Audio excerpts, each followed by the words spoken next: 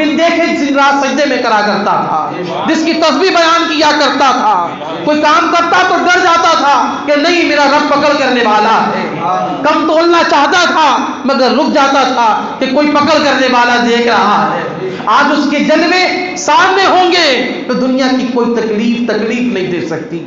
اس لیے اپنا عقیدہ مضبوط رکھیں کہ اگر عاشق رسول ہیں تو کھل کر کہیں کہ عاشق رسول ہیں۔ ہم اولیاء اللہ کے عقیدے والے لوگ ہیں تو ہیں، ہم اللہ کے اس کے رسول سے اپنے تن من دھن سے بڑھ کر محبت کرتے ہیں تو کرتے ہیں۔ عقیدہ بالفعل ہو، حضور کو اللہ کے بعد سب سے افضل سب سے اعلیٰ ہم مانتے ہیں، ہمارا عقیدہ ہے۔ اور کوئی حضور کی شان، کوئی حضور کو نبی بھی مانے، پیغمبر بھی مانے، ان کے علم میں کمی نکالتا ہو، وہ ہمارا نہیں ہو سکتا، ہمارا اپنا نہیں ہو سکتا۔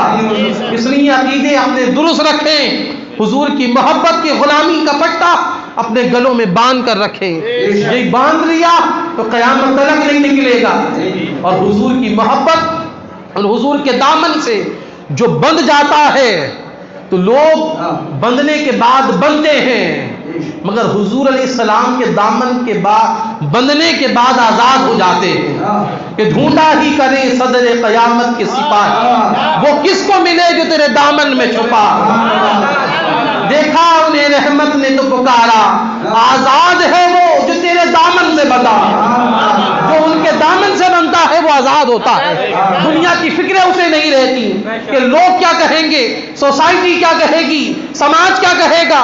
وہ جو کرتا ہے وہ کھل کر کرتا ہے، اور وہ کھل کر اعلان کرتا ہے کہ میں داڑھی سجاتا ہوں، لوگ ناراض ہوتے ہیں ہوتے رہے، دنیا چھوٹتی ہے چھوٹتی رہے، رشتے ٹوٹتے ہیں ٹوٹتے رہے، میں داڑھی اس لیے رکھوں گا کہ میں حضور کا غلام ہوں، میں عاشق رسول ہوں، میں غلام مصطفیٰ ہوں، اور جو ہوگا ان کے اشارے سے ہوگا، کیونکہ ہمارا عقیدہ ہے کہ ہمارا رب بھی سنتا ہے، اس کے محبوب بھی سنتے ہیں۔ ہم یہاں سے پکاریں وہاں وہ سنیں، مصطفیٰ کی سماعت پہ لاکھوں سلام۔ تکبیر، نعرہ رسالت، نعرہ رسالت۔ تو ہمارا عقیدہ یہ ہے کہ جو کچھ ہوگا ان کی نظر کرم سے ہوگا، کہ جس طرف اٹھ گئی دم میں دم آ گیا، اس نگاہ عنایت پہ لاکھوں سلام۔ تو ان کی نگاہ اٹھے گی تو بے دم کے اندر دم آ جائے گا، ساری مشکلیں آسانیوں میں بدل جائیں گی، رزق کی تنگیاں فراخی میں بدل جائیں گی، محتاجیاں دور ہوں گی، غنا ملے گی، مگر عقیدہ مضبوط رکھیں اور یہ اللہ کی محبت والا عقیدہ رکھیں۔ یہ عقیدہ ہوگا تو اللہ سے تعلق مضبوط ہوگا۔ اور دوسری چیز، ماں باپ کی اہمیت کو سمجھیں، ماں باپ کا ادب کریں، ان کی تعظیم کریں، ان کی تکریم کریں، اور ہر نماز میں اپنے ماں باپ کے لیے دعا کریں۔ دنیا کا سب سے بڑا وظیفہ ہے یہ کہ چاہتے ہو کہ غیب سے رزق ملے، کسی کے آگے ہاتھ نہ پھیلانا پڑے، کسی کی سفارش کے لیے روزانہ اس کے در کے چکر نہ کاٹنے پڑے، تو صبح اٹھو تو ماں کے لیے دعائے مغفرت کرو، باپ کے لیے دعائے مغفرت کرو۔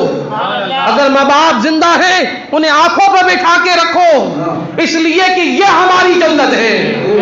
اور لوگ کہیں کہ میری ماں انصاف نہیں کرتی، میرا باپ انصاف نہیں کرتا، تو لوگوں ماں باپ کے لیے تم جنت و جہنم نہیں ہو، ان کا کیا ہوگا وہ اللہ جانے، مگر تمہاری جنت ماں کے قدموں میں رکھ دی گئی ہے، تمہاری جنت باپ کی رضا میں رکھ دی گئی ہے۔ تو ماں کی تعظیم کرو، باپ کا ادب کرو، جو کہتے ہر حال میں مانو، اور دنیا سے چلے گئے ہیں تو بخشش کی مغفرت کی دعا کرو، پھر دیکھو کہ اللہ پاک کیسی نعمتیں آپ کو عطا کرتا ہے۔ آپ چند دن میں بھی یہی ہوں، آپ بھی یہی ہیں، اپنی زندگیوں میں شامل کر کے دیکھیں، ماں اور باپ کے لیے دعا کر کے دیکھیں۔ کوئی کام نہ بن رہا ہو تو بس اس وظیفے کو پکڑ لیں، پھر دیکھیں کہ اللہ پاک کیسی رحمتیں برکتیں عطا فرماتا ہے۔ اور تیسری چیز، اپنی آنکھوں کی حفاظت کریں، میں بھی کروں آپ بھی کریں۔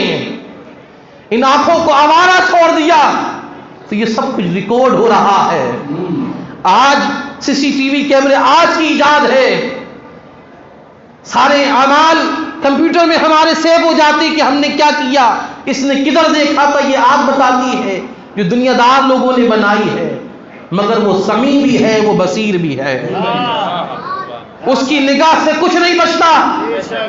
جب اس کے پیغمبر چوٹیوں کے چلنے کی آہٹ سن سکتے ہیں تو میرا ہر رب کیا کیا نہیں سن سکتا۔ کوئی چیز ایسی نہیں جو اس سے چھپتی ہو۔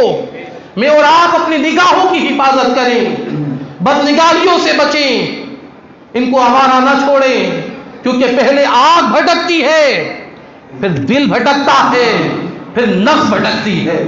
پہلے آپ آگ سے لطف اندوز ہوتے ہیں کہ کیا نظارہ ہے، کیا حسین و جمیل خاتون ہے، ابھی تو آنکھ نے گناہ کیا تھا، پھر دل میں آتا ہے کہ یار اس سے ہم جسے محبت کہتے ہیں وہ محبت نہیں ہوتی، وہ شہوت ہوتی ہے، وہ شہوت ہوتی ہے۔ اور جب یہ شہوت دل میں بیٹھتی ہے پھر نفسانی خواہشات بھڑکتی ہیں، پھر ہم گناہ کی طرف جاتے ہیں، ہم زنا کی طرف جاتے ہیں، ہم مفت زنی کی طرف جاتے ہیں۔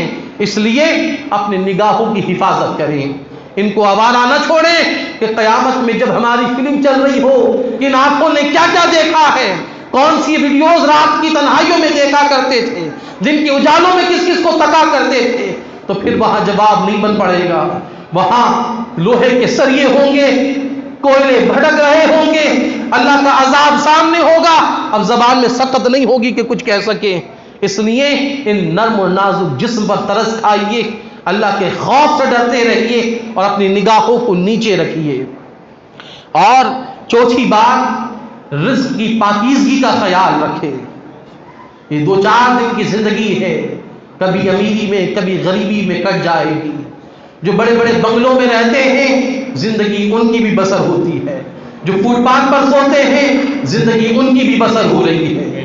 یہ چند دنوں کی زندگی ہے، ہر حال میں گزر جائے گی، مگر اگر رزق پاک ہوگا تو نسلیں پاک ہوں گی، اور اگر ایک حرام کا لقمہ ہمارے پیٹ میں گیا، جسم کا ایک اعضا اس سے پرورش پا گیا تو وہ جہنم کا ایندھن بنے گا، اور وہ جہنم کی آگ مجھ سے اور آپ سے برداشت نہیں ہو سکتی۔ لوگ کہیں کہ یار مجبوری ہے، رشوت نہیں لوں تو بات نہیں بنتی ہے، رشوت لینے والا جہنمی ہے، اللہ کے رسول علیہ السلام نے ارشاد فرمایا۔ اب بندہ کہے کہ میں شارٹ کٹ میں امیر کیسے بنوں، تو لوگوں کثرت اور برکت میں فرق ہے۔ آپ رشوت کے ساتھ مال کی کثرت تو ہو سکتی ہے مگر اس کی برکت نہیں ہو سکتی، اور جب اس کی برکت ہوگی تو 70 روپے میں 70,000 کی برکت دینے پر قادر ہے۔ میں کتنے ایسے لوگوں کو جانتا ہوں جو بڑا اچھا کماتے ہیں، مگر جب بھی ان سے پوچھو وہ روتے رہیں گے، یار وہ بہنوں کی دعوت کرے ہوئے زمانے ہو گئے، حالات ہی صحیح نہیں ہو رہے، فلاں کام کیے ہوئے مسجد میں چندہ دینا، یار ابھی تو لاک ڈاؤن سے نکلے ٹھیک ہی نہیں ہو رہے۔ اور میں کئی لوگوں کو ایسے جانتا ہوں کہ 200-250 300 روپے کی مزدوری کرتے ہیں، تو کبھی وہ آپ کو چکن کی دکان پر خریدتے ہوئے نظر آئیں گے، بھائی کیوں جا رہے ہو، یار بہت دن ہو گئے آج بہنوں کی دعوت کری ہے، آج اپنی پھوپھی کو بلایا ہے، آج اس کو کھانا کھلانا ہے۔ آپ سوجی کیوں خرید رہے ہو، بولے غوث پاک کی لنگر کرنا ہے، ان کی فاتحہ کرنی ہے، تو اس کے 200-250 میں اللہ نے 2000 کی برکت ڈال دی، اور جو حرام کا آیا ہے وہ ہزاروں لاکھوں بھی ہوں اس کے اندر کبھی برکت ہو سکتی نہیں ہے۔ اور آخری بات، اپنے ملک سے محبت کرے۔ بادشاہ آتے جاتے رہتے ہیں، ملک ہمارا ہے، سرزمین ہماری ہے، اس کے اندر خون ہمارے آبا و اجداد کا ہے، یہ کسی کے باپ کی جاگیر نہیں ہے۔ اس ملک کی ترقی میں ہمیشہ کوشاں رہیں، اس کی صفائی میں، اس کی ستھرائی میں، اس کی ترقی میں جو کر سکتے ہو کریں۔ یہ صفائی نصف ایمان ہے، یہ ہمارا شہر خوبصورت بنے گا، ہمارا ملک خوبصورت بنے گا۔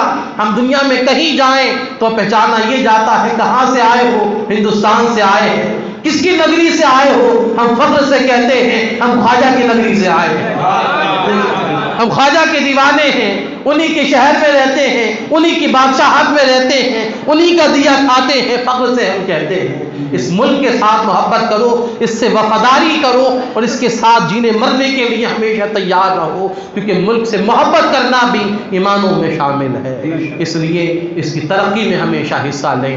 آخر میں 2 باتیں بس میں عرض کروں گا کہ